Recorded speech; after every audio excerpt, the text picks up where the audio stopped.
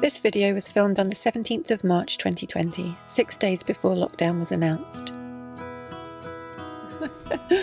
It was a quite pleasant spring day in West Stockwith at the basin, but apparently some clouds are arriving. Mainly just chilly. Yeah, it's gotten cold and it's gotten grey up there. Oh, it was really nice. It's been like truly the beginning of spring with, you know, blue skies and warmth, and it's been quite enjoyable. Yeah, and just coming down here from like Hidby, like it's been really refreshing being not up there. Yeah.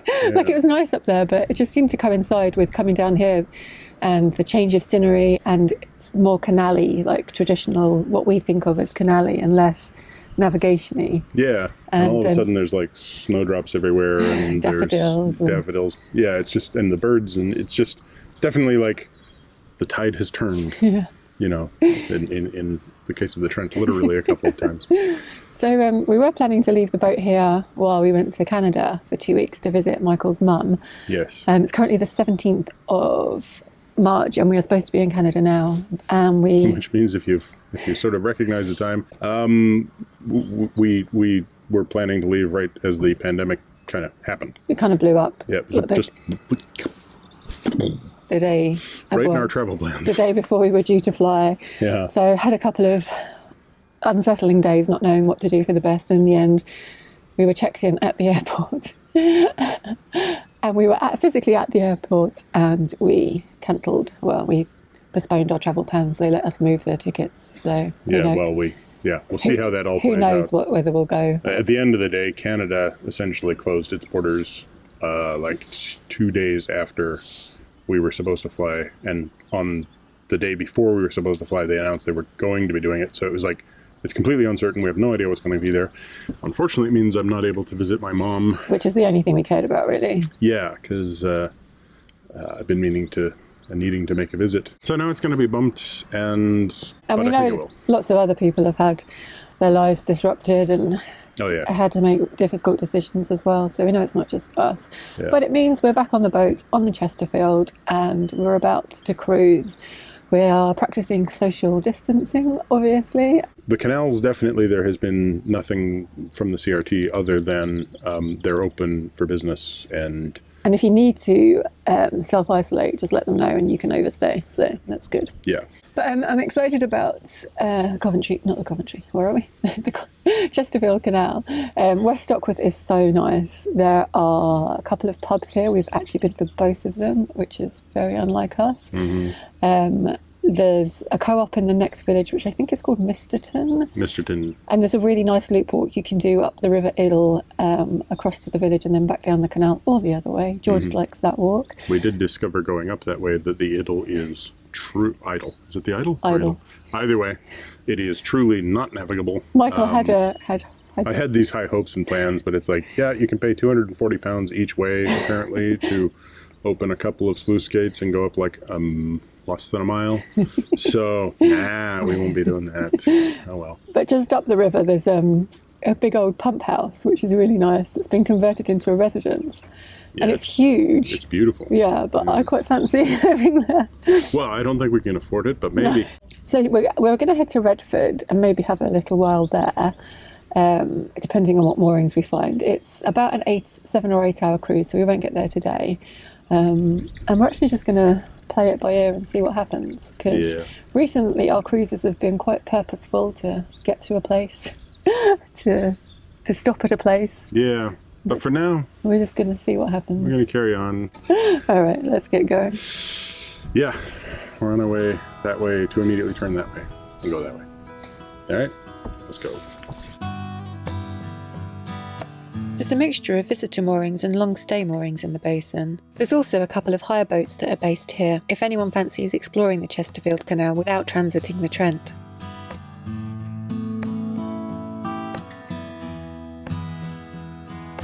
There are no pontoons here, so the boat is actually secured to some pillars.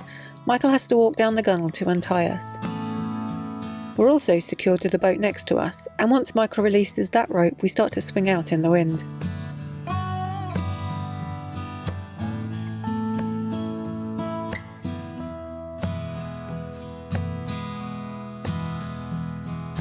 Michael navigates the boat through the basin and heads under the road bridge and onto the canal.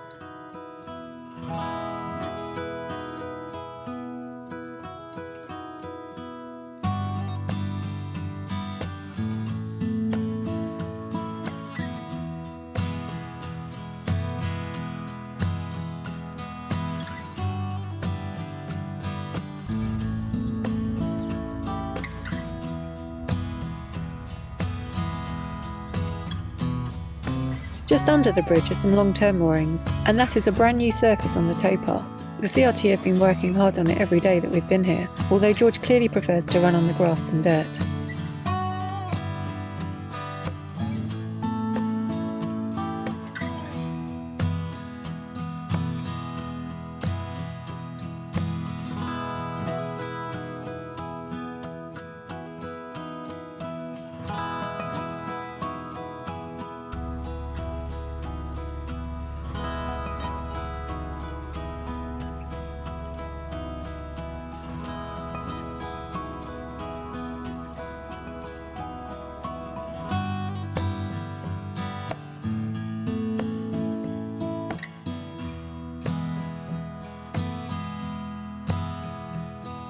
There used to be a pub here called the Packet Inn. The pub itself has been demolished and replaced with some canal-side houses.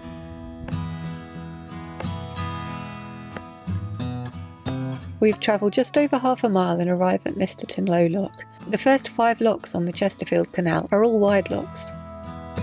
It's secured with an anti-vandal device, and we need a British Waterways key to release the paddle mechanism.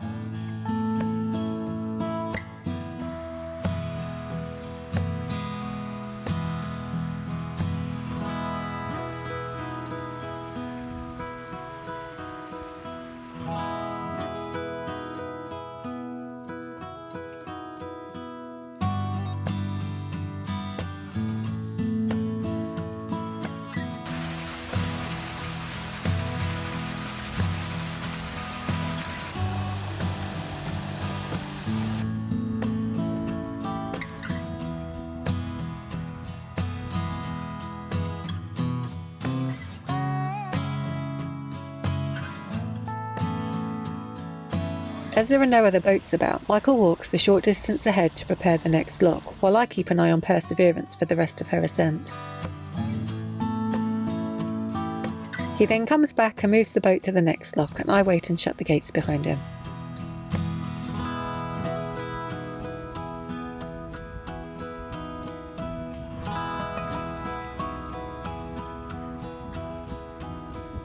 There used to be a flour mill between these 2 locks, but that too was demolished and replaced with more housing.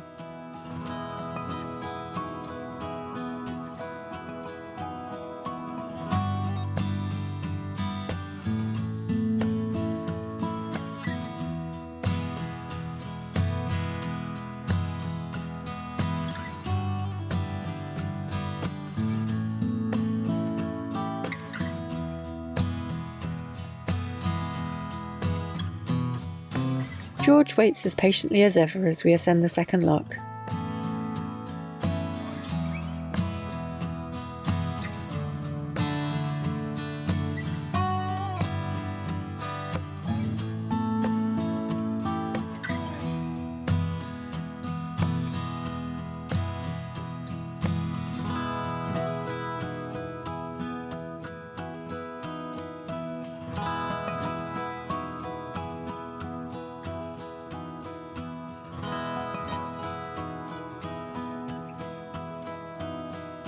We're now passing through the village of Misterton. There are some mooring bollards, and we make use of them to visit the village shops, which are just a few metres away.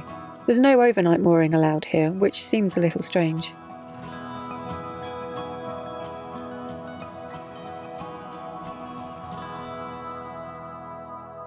Back from the shops, and it's all aboard as we carry on along the canal.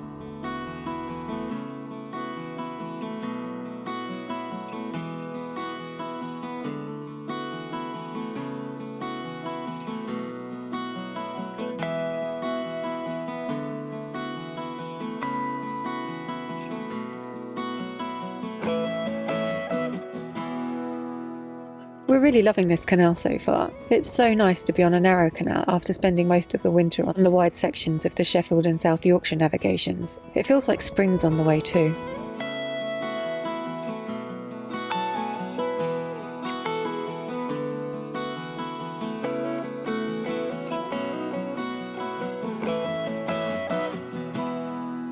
The Chesterfield Canal is apparently known as Cuckoo Dyke, and the towpath walk along the length of the canal is the Cuckoo Trail. The name comes from the unique boats that were traditionally used to transport goods on this canal. Boaters didn't usually live aboard, and the Cuckoo boats were horse-drawn. They also had a mast for if they ventured out onto the Trent. It was one of the last canals to be designed by James Brindley, but he died before it was completed in 1777. The Chesterfield Canal runs for 46 miles from the River Trent at West Stockwith to the town of Chesterfield. Although these days you can only travel as far as the Norwood Tunnel, the last 9 miles of the canal is still in need of restoration.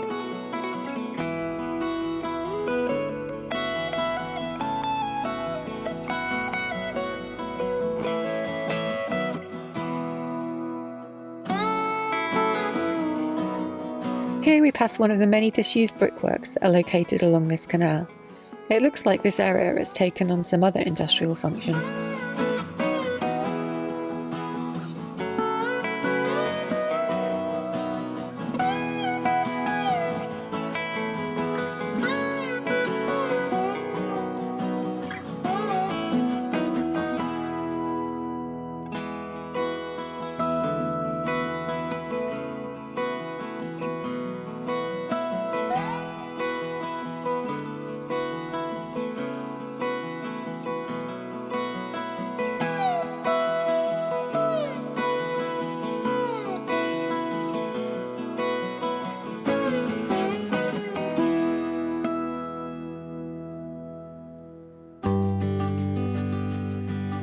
We arrive at the next lock, which is Shore Lock.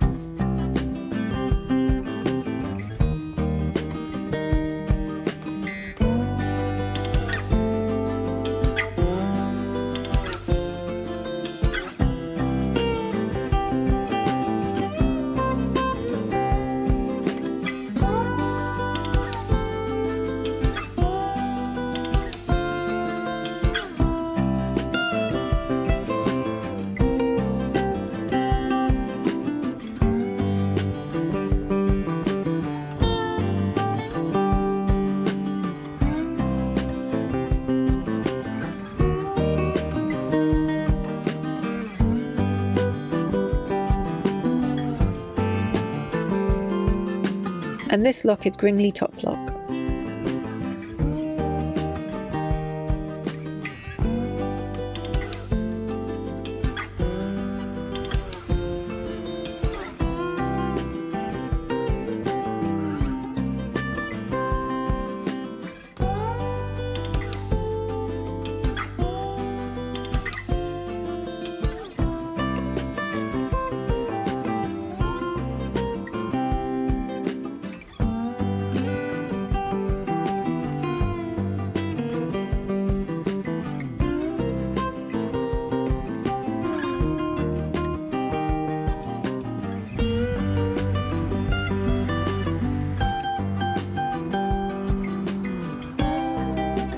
This is Drakeholes Tunnel. It's only 154 yards long, and Michael takes the boat through while I walk over the top with George.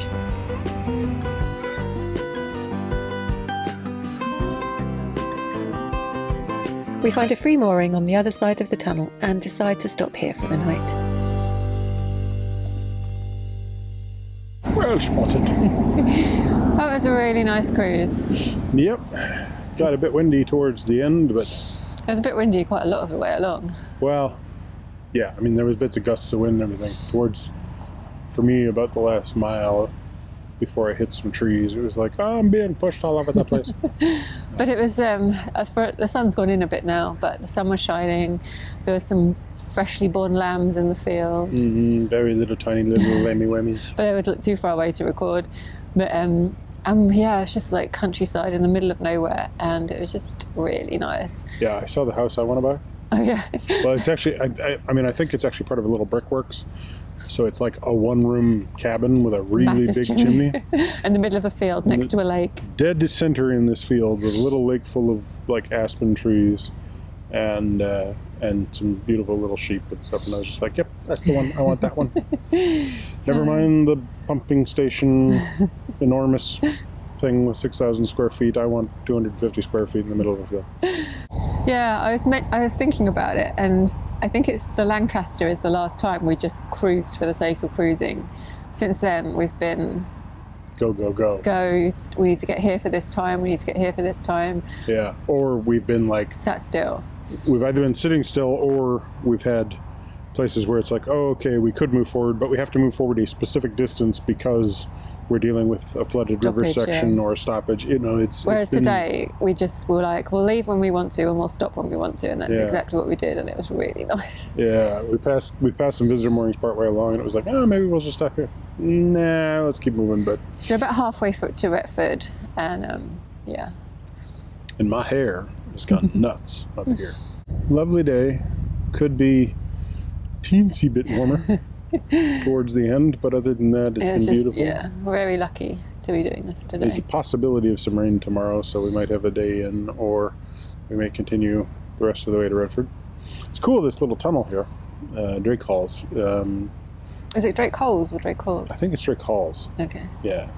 But we came around the corner, and there's sort of a 90-degree turn, and then the tunnel opens up in front of you, and I was just expecting a narrow, damp, I don't know why, I just had this image of this narrow, damp, and short. Turns out it's longer than I expected, it's wider than I expected, and it's drier than I expected. But it is one way, but there's no traffic today, I think.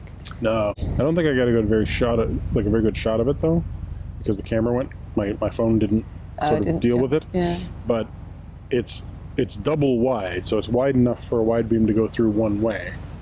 And there was some nice light reflecting off of it. It was really pretty in there. It was actually, you know, as tunnels go, it's not brick lined and everything. It's all mainly stone and stuff. It was just, yeah, it's definitely, for a short tunnel, if you're not into, I'm going to go 3,000 feet through, or 3,000 yards through a mountain, like, it's kind of like a nice little introductory tunnel.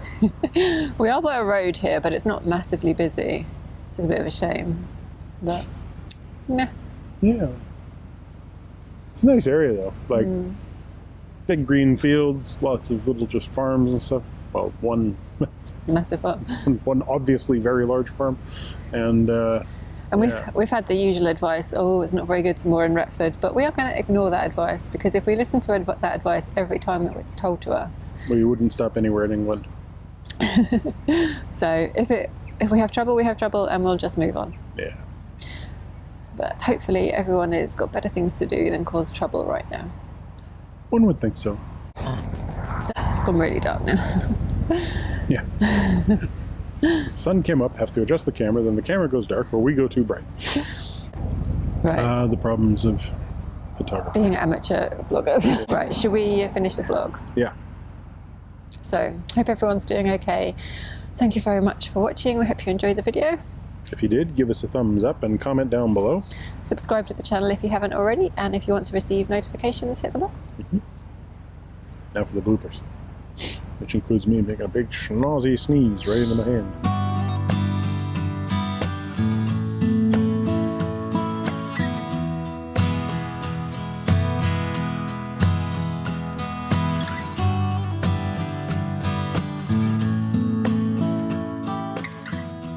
But he died before it was completed in 17 something. That's not recording. Good spot. Nope. Oh, right into the hand. Oh, that was the bad thing to do it. Oh, I made the mistake. I should have done it into the elbow. To be fair, that was my first sneeze in 3 days, and it's the pollen from these little flowers.